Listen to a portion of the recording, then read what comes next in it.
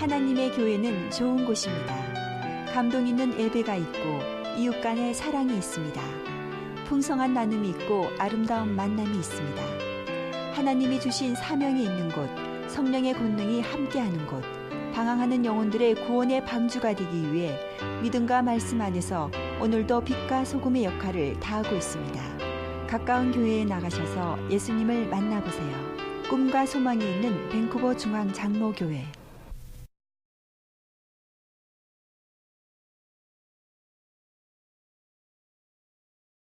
지난주에 나눴던 말씀을 조금 제가 다시 나눕니다. 1절 말씀입니다. 이 3장 1절 4대 교회의 사제에게 편지하라. 하나님의 7 영과 7 별을 가지시니가 이르시되 내가 내 행위를 아노니 내가 살았다 하는 이름은 가졌으나 죽은 자로다. 죄송합니다. 이 생각이 나네. 이러면 안 되는데. 이 4대 교회 성도들은 이 살았다 하는 이름을 가졌습니다. 근데 예수님은 죽은 자로다. 다른 사람들이 보면은 저 교회는 괜찮은 교회, 저 교회는 역동성이 있고 살아있는 교회야, 교회는 저래야지, 이렇게 얘기했습니다. 그런데 예수님께서는 그 똑같은 행동을 보고 그렇지 않아, 죽은 교회야, 죽은 성도야, 이렇게 얘기를 하는 것이죠. 사대교회 편지를 쓸 당시는 황제 숭배를 강요하고 많은 신을 섬기는 것을 덕으로 삼던 그런 시대였으니까 이럴 때 어떻게 좋은 평판을 가질 수 있는가? 그냥 여호와 하나님만 섬기는 것이 아니라 나도 다른 신들 다 섬긴다. 적당하게 타협하면은, 그러면은 다들 그래도 저 사람들은 마음이 넓고 또 포용할 수 있고 배려할 수 있는 좋은 사람이다. 이렇게 얘기를 했을 것입니다. 성도의 삶도 그렇습니다. 너무 교회 많이 다니면 광신도라고 얘기하고 또 전도 좀 하시면은 저 예수쟁이라고 얘기하고, 그래서 교회 적당히 좀 다니시고 신앙생활 적당히 하시고 기도도 적당히 찬송도 적당히 좀 적당히 하시면은 그래도 인품이 있는 성도다, 인품이 있는 사람들의 교회다, 그렇게 얘기할 겁니다. 그런데 예수님은 그런 우리 모습을 어떻게 보시겠는가? 예수님은 무엇이라고 하셨는가? 하나님의 뜻대로 행하는 우리가 되어야 할 줄로 믿습니다. 늘 우리가 그걸 리마인드하는 거예요. 내 신앙생활 주님 보실 때는 어떤 모습일까 하는 그런 것 말입니다.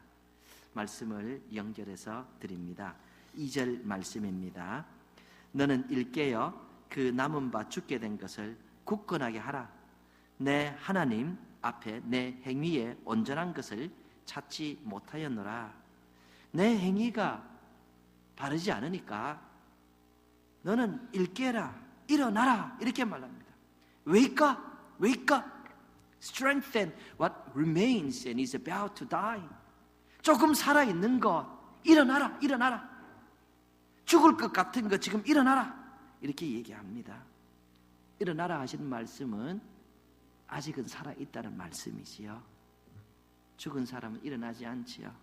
아직은 살아있다, 아직은 일어날 수 있다. 그러니까 일어나라, 일어나라, wake up, wake up. 예수님께서 그렇게 사대교회 성도들에게 말씀하는 겁니다. 기회가 있으니까 죽지 말라는 거예요. 이사야 42장 3절 보면은 상한 갈대를 꺾지 아니하며 꺼져가는 등불을 끄지 아니하신다는 말씀이 있습니다.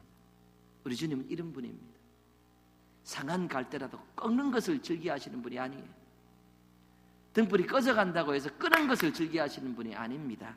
그저 어떻게 해서든지 좀 살리시기를 원하시고 어떻게 해서든지 다시 회복하기를 원하시는 것이 우리 주님이라는 것을 성경은 말씀하고 있습니다. 4대 교회 성도들은 거의 다 죽어가는 등불, 상한 갈대와 같았습니다. 근데 주님은 그냥 그대로 꺾어지지 말라, 그대로 꺼지지 말라, 깨어라, wake up, wake up. 죽어가는 것 다시 살려라, 이렇게 말씀하십니다. 주님은 좋은 분입니다. 주님은 살리기를 원하시는 분입니다. 얼마나 감사한지 모릅니다. 어떤 목사님이 중국 선교지에 갔다가 이런 모습을 보았다고 합니다. 어떤 40대 남성이 잠옷바람으로 한 손에 담배를 들고 뻑뻑 피우면서, 그리고 다른 한 손에는 하얗고 조그마한 복술 강아지를 끌고 가는 겁니다. 그런데 이상한 것은 이 강아지가 주인이 끄는데 따라가려고 하지 않습니다. 그래서 이상해서 조금 지켜보았는데, 조금 있다 보니까 이 남자가 손에 있던 담배를 입에 물고 줄을 당깁니다. 이 작은 강아지는 끌려가지 않으려고 하는데 힘이 없으니까 끌려갑니다. 끌려간 다음에 주인이 강아지를 막 때립니다. 근데 이 강아지는 맞는데 얼마나 익숙해졌는지 주인이 때려도 낑낑 소리도 내지 않고 그냥 배를 땅에 탁 납작 부린 채 그냥 얻어맞고만 있습니다. 너무 불쌍해 보이더래요.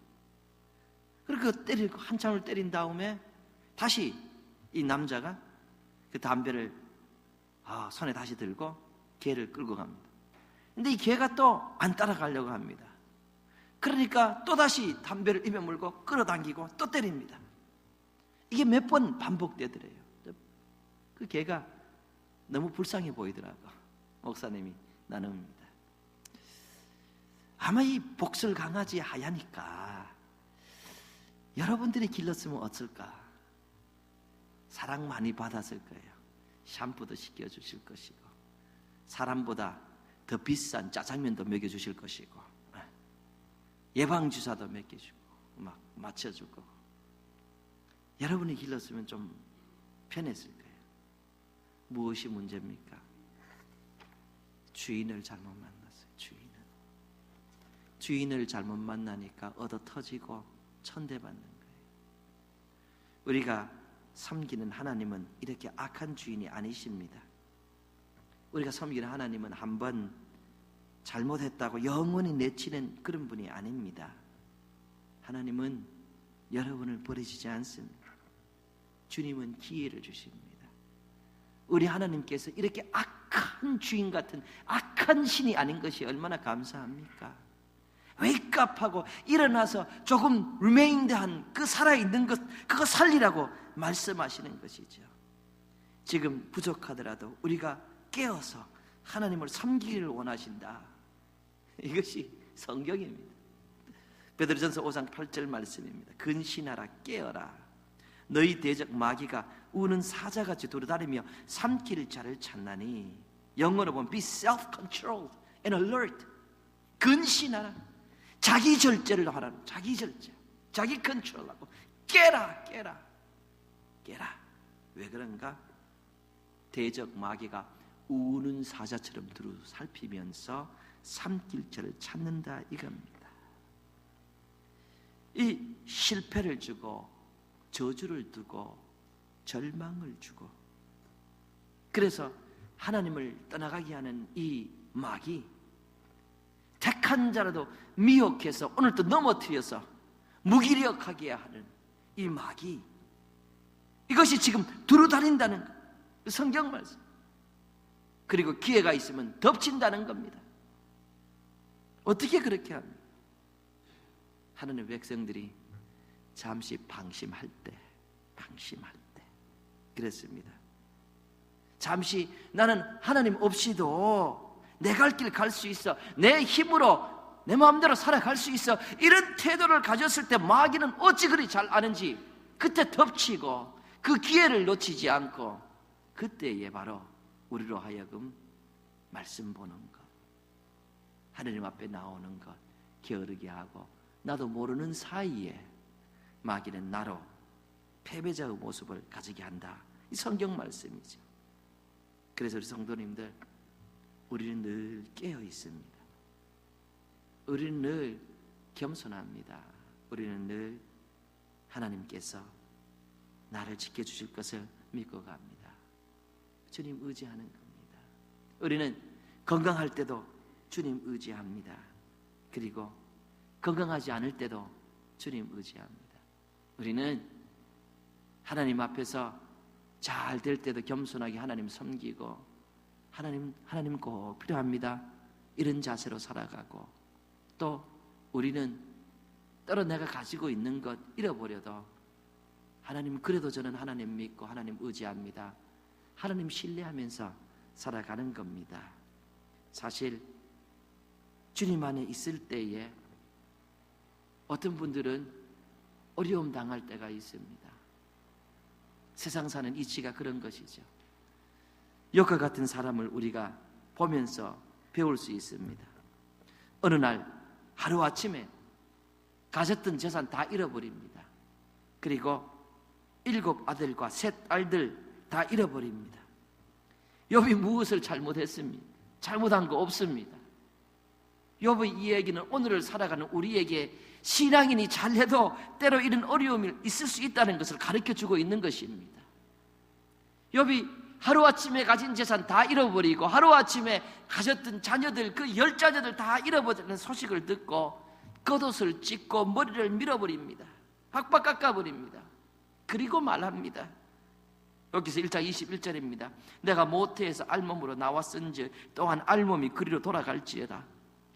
주신 이도 여호와시여 거두신 이도 여호와시니 여호와의 이름이 찬송을 받으실지니이다. 여러분, 우리는 이것을 읽으면서 욥은 정말 이런 어려움 가운데서 하나님을 찬양하는 대단한 신앙이냐 이렇게 생각합니다. 그런데 무슨 찬양을 머리 밀어버리고 옷 찢고 잿더미 뒤집어 쓰면서 찬양을 합니까? 욥이 마음속 깊은 곳에서 하나님 앞에 감격하여 드리는 찬양이 아닙니다. 욥은 너무 마음이 아파요. 너무 괴로워요. 그래서 머리 밀어버린 거예요. 그래서 옷 찢어버리는 거예요. 그러나 그의 신앙은, 깊이 있는 신앙은 그럼에도 불구하고 나는 하나님 의지합니다. 그럼에도 불구하고 나는 하나님 신뢰합니다. 신앙 고백하고 있는 거예요. 정말 말씀드렸듯이 하나님을 찬양받으실지어다. 입으로 찬양받는 사람이, 입으로 찬양하는 사람이 정말 찬양이라면 어떻게 머리 빌고 옷 찢고 잿더미 있어가지고 하나님을 기쁘게 하는 찬양을 하겠냐. 그런 게 아니에요. 너무 충격적이니까 욥이 머리 밀고 옷 찢은 거예요. 그리고 그래도 신앙이 있기 때문에 그럼에도 불구하고 나 하나님 신뢰합니다. 고백을 하는 그런 내용이에요. 이런 욥의 모습이 있었는데 얼마 후에 욥은 건강도 잃어버리죠. 발바닥에서부터 머리 끝까지 종기가 나서 가려워서 견딜 수가 없습니다. 그래서 제 가운데 앉아서 질그릇 조각을 가지고 그 가려운 부분을 벅벅 긁어댑니다.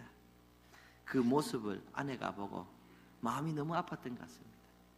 얼마 전까지만 해도 동방의 의인이라고 불렸던 요셉, 동방의 지혜자라고 불렸고 동방의 귀중한 사람, 동방에서 가장 물질이 많은 사람, 얼마 전까지만 해도 대단한 욥입니다. 그런 남편이 하루아침에 모든 걸 잃어버리고 거지도 그런 거지의 모습이 아니고 병자도 그런 병자가 없을 정도로 추한 모습을 가지고 그냥 질그릇으로 몸 벅벅 긁고 대니까 와이프가 얼마나 속상했어요. 그러니까 와이프가 하는 말이 그렇게 살려니 그냥 하나님 욕하고 그냥 죽어버리라고 이렇게 얘기하죠. 그러니까 욥이 이렇게 또 대답하지요. 2장 10절입니다. 그가 이르되 그대의 말이 한 어리석은 여자의 말 같도다. 우리가 하나님께 복을 받았은즉 화도 받지 아니하겠느냐? 이 모든 일에 욥이 입술로 범죄하지 아니하리라. 하나님께 복을 받았는데 화 받는다고 해서 하나님을 어떻게 저주하니? 어리석은 생각이다. 나는 그럼에도 불구하고 하나님 신뢰한다. 나는 그래도 하나님 믿는다. 나는 사나 죽으나 하나님께 영광 돌리며 살 것이다. 나는 아프나 안 아프나 하나님 최고로 믿고 하나님의 기쁨이 되는 사람으로 살아갈 것이다. 욥은 신앙 고백하고 있는 것입니다. 말씀드려도 기뻐서 좋아서 감동이 되어서 그런 것이 아니라 지금 아파서 슬퍼서 괴로워서 자기 신앙을 이렇게 고백하는 겁니다. 어리석게 살지 말라고. 없어도 하나님께 기쁨이 되는 사람이 되자고 얘기하는 것이죠. 신앙인의 모습입니다. 성도가 살면서 잠시 불행처럼 보이는 일을 당할 수 있습니다. 그럼에도 성도는 하나님을 신뢰합니다. 그럼에도 우리는 하나님을 믿습니다. 그럼에도 우리는 그래도 나는 하나님께 맡길 거야. 그래도 나는 하나님께 나갈 거야. 하나님이 맡아주실 것이야. 이런 신앙 고백을 하면서 믿음으로 승리하며 살아가는 것이 성도의 삶이지요. 신앙의 7가지 본질이라는 책에서 신앙지 1956년 3, 4월 호에 소개된 차을경이라는 분의 이야기를 소개합니다. 제가 그 기록된 대로 그대로 여러분들에게 읽어드리겠습니다. 이런 이야기입니다. 원산과 함흥지방의 개척 전도자 차을경이란 어른은 열심히 전도하다가 40세도 되기 전에 별세하셨다. 캐나다 선교사 마그레 목사가 그를 매우 사랑하였던 바 차씨의 병세가 위중할 때 그의 형님 차 장로가 아우의 손을 붙잡고 자네 어린 두 아들을 누구에게 부탁하겠나? 마그레 선교사가 자네를 동생같이 사랑하는 처지가 아닌가? 자네 죽기 전에 두 아들을 마 목사에게 부탁하게. 죽음의 시간이 임박한 차 전도자는 만사에 만족한 얼굴로 내 두 아들은 이미 나의 하나님께 부탁하였으니 선교사께 부탁할 필요는 없습니다 라고 말하고 세상을 떠난 이 일은 함경도의 유명한 이야기다. 아비 없는 두 아들은 잘 자라서 장자는 의사, 차자는 공학 교수, 장소는 목사가 되었다. 아비 없는 아들을 선교사께 부탁한 것보다는 하나님께 부탁한 것이 더 잘 되었다.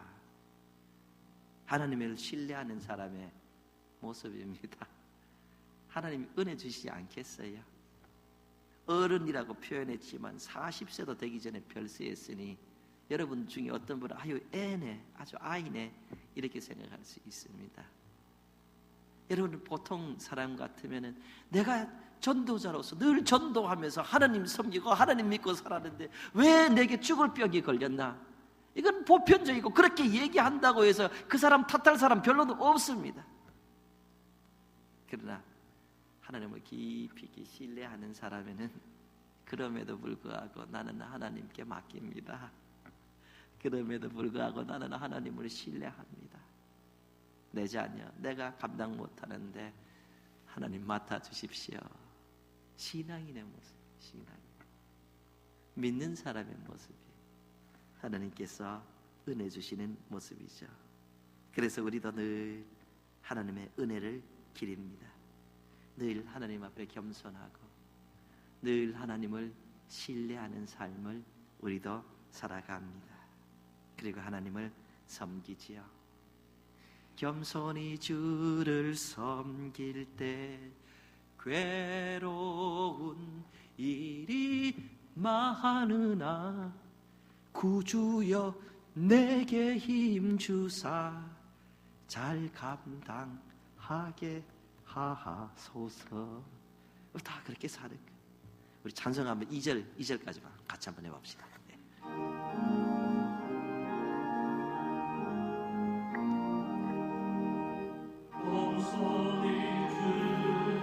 섬길 때 괴로운 일이 많으나 그 주여 내게 힘 주사 잘 감당하게 하소서. 그 주의 귀한 인내를 깨달아 알게 하시고 굳건한 믿음 주셔서 굳건한 믿음 주셔서 늘 승리하게 하소서. 아멘. 성도는 이렇게 겸손히 주님 섬기는 가운데서 성도는 있으나 없으나 자나 깨나 잘되나 못되나 하나님 신뢰하고 하나님 맡기는 가운데서 승리하는 겁니다. 성도는 깨어야 돼. 성도는 깨어. 4대 교회 성도들에게 왜일까? 일어나라 일어나라.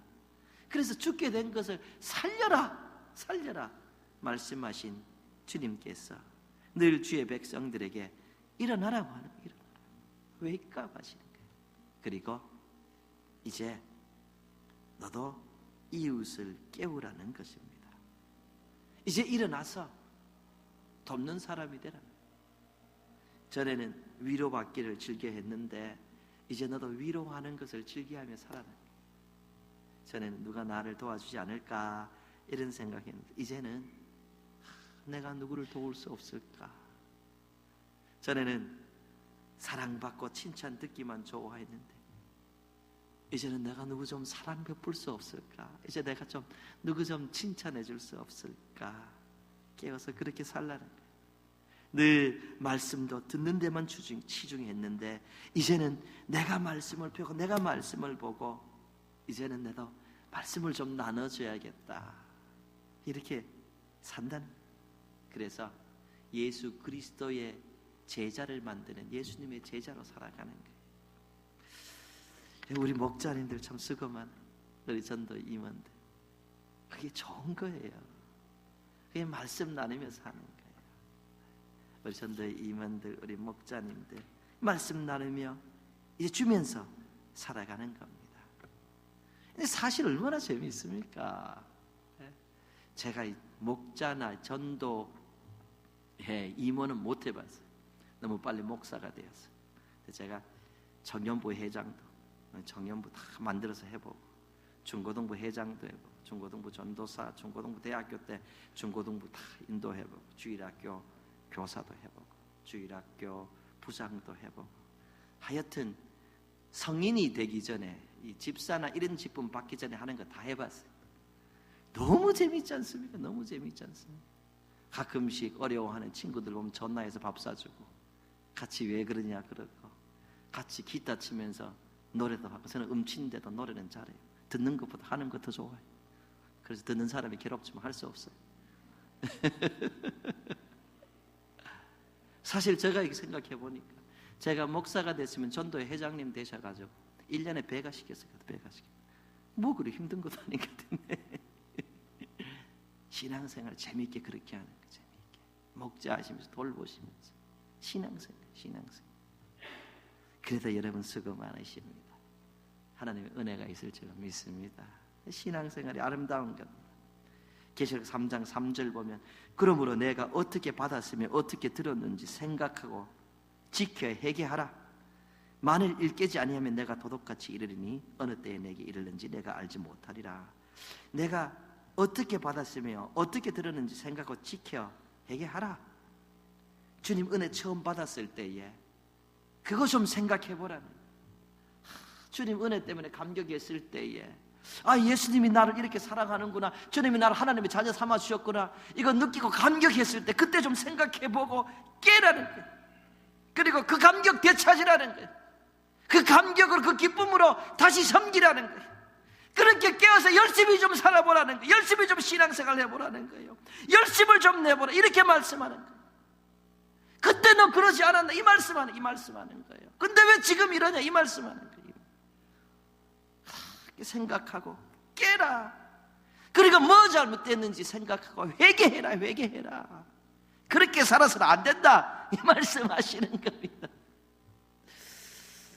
우리 성도님들 혹시나 여러분 스스로에게 내가 왜 이렇게 신앙생활하고 있나 그런 생각 드시면 깨시기 바랍니다. 한때 주에 주신 은혜를 다시 생각하시고 나 조금 더 나도 깰 수 있다. 나도 믿음 생활 더 열심히 할 수 있다. 이런 마음 찾으시기를 주님 이런 부탁을 드리겠습니다.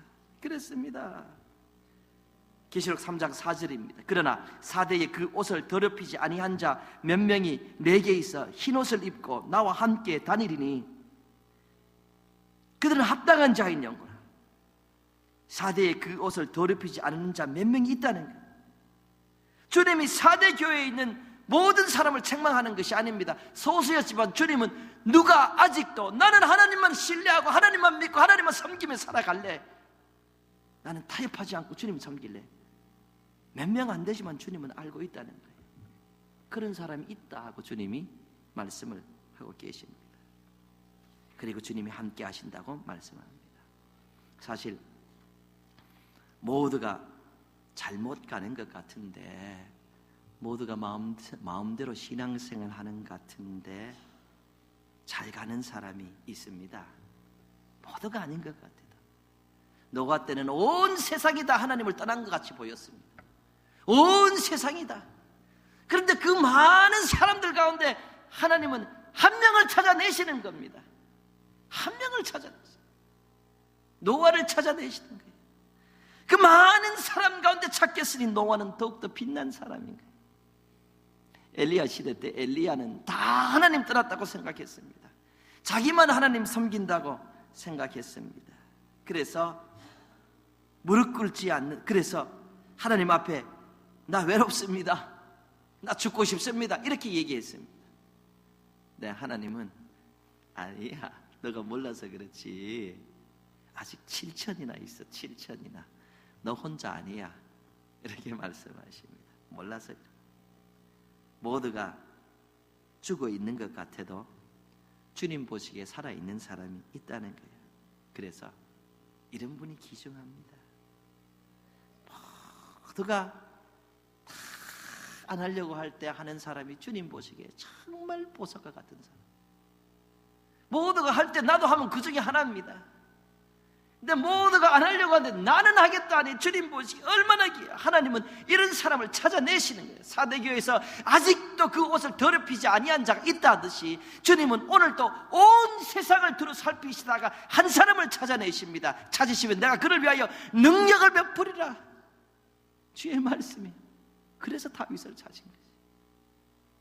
목자들과 몇 명 안 되는 양치는 우리에서 주님은 그를 찾아내고 보석같이 사용하시는 거예요. 신앙인은 이렇게 있으나 없으나 사라지구나, 하나님의 보석 같은 존재로 살아가는 겁니다. 여러분, 초대교회 때 있었던 황제 숭배에 대한 내용을 조금 드렸습니다. 사실 이런 내용은 우리 민족에게는 굉장히 가깝게 다가옵니다. 왜냐하면 우리 민족도 일제 강점기를 겪었기 때문이죠. 일본은 이 종교와 자유를, 우리 민족의 종교와 자유를 말살하기 위해서 신사참배를 강요했죠. 황제의 그 조상들을 모셔놓고, 그리고 거기에다가 전랄하는 것이죠. 신사를 만들어 놓고. 그러니까 이것을 강제로 그렇게 하니까 다들 하는 것 같아요. 국가의식이라고 이렇게 얘기를 합니다. 유명한 목사님들도 하는 거예요. 유명한 목사님들도, 목회 잘하는 목사님들도, 교회 큰 목사님들도 이거 그냥 국가의식이라고 하는 거예요. 다 그렇게 하는 것 같이 보입니다. 그래도 다 하는 것 같은데 안 한 사람이 있어요. 그러니까 우리 성도님들, 아무리 훌륭해 보이고 많이 배우고 아주 인품이 좋아 보이도 그런 분이 말씀하셔도 성경이 아니면 아닌 거예요. 성경이 아닌데 따라가지 마시기 바랍니다. 다들 하는 거예요. 유명한 목사님들도 하니까 나도 하지, 이런 생각합니다.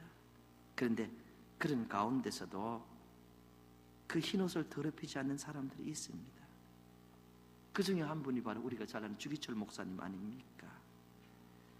이 주기철 목사님은 오직 예수님만 섬긴다는 신앙 때문에 49세에 순교하신 분입니다. 순교 직전에 5종목의 나의 기원이라는 설교를 하셨는데, 그 내용 일부분을 제가 여러분에게 읽어드립니다. 들어보시기 바랍니다. 이분이 하신 설교입니다. 사람이 이 세상에서 태어나서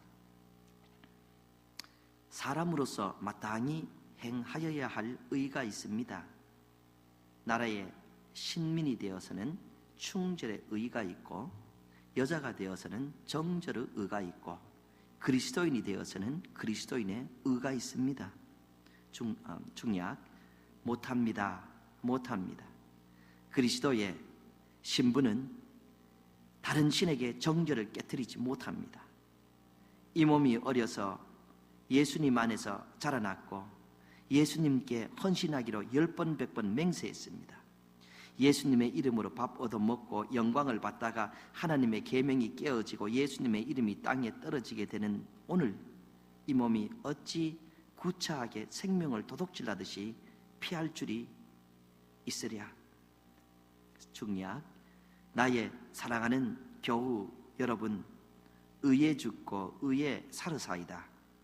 의를 버리고, 더구나 예수님을 향한 의를 버리고 산다는 것은 개 짐승의 산만같이 못합니다. 여러분, 예수님은 살아계십니다. 예수님은 죽고, 예수님으로 죽고 예수님으로 살아사이다. 이 설교 후에 주기철 목사님은 다시 수감됩니다. 그리고 평양 감옥에서 1944년 4월 21일 오후 9시에 순교하셨습니다. 모두가 국가의식이라 그러고 신사참배해도 이런 분이 계십니다. 모두가 아니고 모두가 도망가는 것 같아도 하나님은 도망가지 않고 하나님만 섬기는 정죄를 지킨 사람을 찾습니다. 4대 교회 대부분의 교인들은 죽은 교인인데 그중 몇 명만 살아있으니 사실 이들이 참 귀중한 분들입니다. 주님이 찾으시고 말씀하시죠. 성도님들, 모두들 바로 살지 않을 때 나는 정말 주님 앞에서 올바로 살아야겠다. 모두들 하나님을 피하는 것 같고 모두들 부담스러워할 때도 나는 정말 주님 안에서 주님만을 신뢰하고 살아가겠다. 얼마나 하나님께서 귀중히 여기시겠습니까? 다들 적당히 하더라도 여러분과 저는 하나님 앞에 최고를 드리는 신앙인으로 살아가게 되기를 예수 안에서 소망하고 여러분 축복드립니다. 아멘. 하나님의 교회는 좋은 곳입니다. 감동 있는 예배가 있고 이웃 간의 사랑이 있습니다. 풍성한 나눔이 있고 아름다운 만남이 있습니다. 하나님이 주신 사명이 있는 곳, 성령의 권능이 함께하는 곳, 방황하는 영혼들의 구원의 방주가 되기 위해 믿음과 말씀 안에서 오늘도 빛과 소금의 역할을 다하고 있습니다. 가까운 교회에 나가셔서 예수님을 만나보세요. 꿈과 소망이 있는 밴쿠버 중앙 장로교회.